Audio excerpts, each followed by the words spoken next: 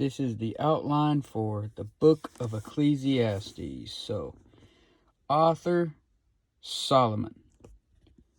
222 verses, 12 chapters, 5,584 words. The historical application, what you have is a sermon preached by Solomon, the preacher. And most preachers today probably wouldn't let Solomon preach. And historical time around 977 BC, and that may vary depending on who you look at, read after. Devotionally, how can we look at it? Base your life on truth, not on the philosophies of man. I meant to put not the philosophies of man.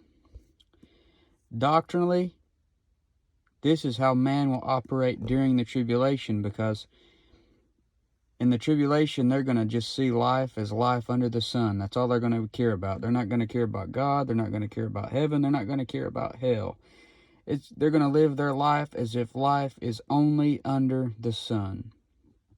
The theme is how all things are vanity when viewing life under the sun. If you think about it, everything that you do is vain, very vain, apart from God. Everything you do for the flesh is pointless and vain. Life is pointless outside of a relationship with Jesus Christ. Man cannot be satisfied with temporal things. The temporal things are vain.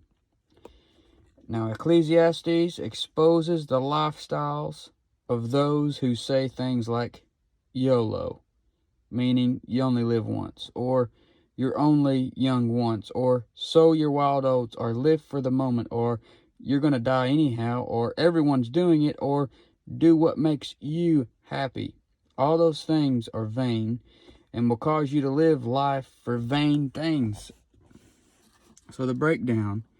Chapter 1, Solomon gives his heart to know wisdom, madness, and folly.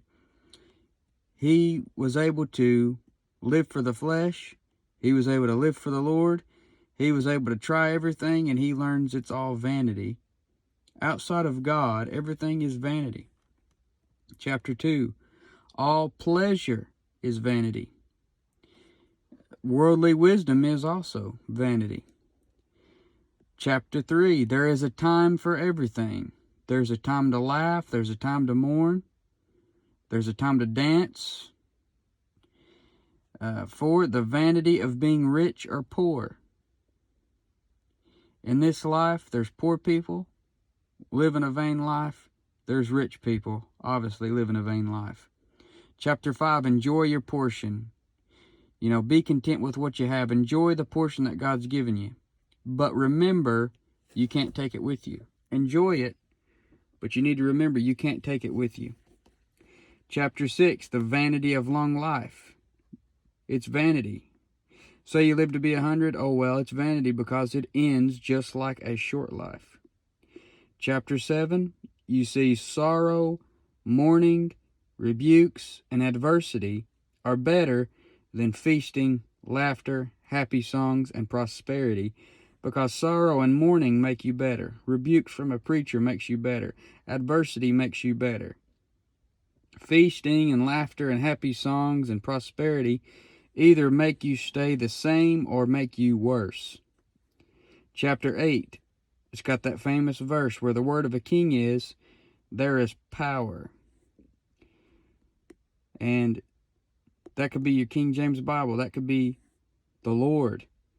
But don't put hope in this worldly government, because that's vanity. Chapter 9, a living dog is better than a dead lion. And it's viewing death from earth's perspective. And you'll see wisdom is better than strength. You'll see a great worldly king versus a poor wise man, and the poor wise man and his city come out on top. Chapter 10, the fool digs his own pit and swallows up himself. This chapter is about foolish living. Chapter 11, you got vanity of living for pleasure in the moment, while in thy youth. chapter 12, you got remember thy Creator. Fear God and keep His commandments. That's Solomon's conclusion. After all the things he went through, his conclusion is remember thy Creator in the days of thy youth, and fear God and keep His commandments. Outside of that, everything else is vanity. But that's an outline for Ecclesiastes.